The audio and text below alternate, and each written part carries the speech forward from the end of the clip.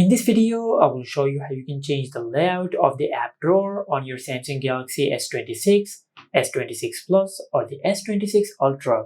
Now to change the layout of the app drawer of your Samsung phone, first of all, just swipe up and open the app drawer. Now at the upper right corner on the screen, just tap on the three dots. From this pop-up menu, just select Sort. Now as you can see, it is currently on Custom Order. In Custom Order, the app drawer will look something like this. But if you want to change the app layout, just tap on the three dots, tap on Sort. Now instead of Custom Order, just select Alphabetical Order.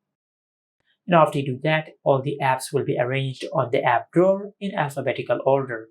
And you will be able to find any app which you want to use by just scrolling up or down on the page, instead of switching between different pages.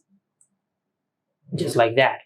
And this is it. Make sure to like, comment, and subscribe. Thank you for watching.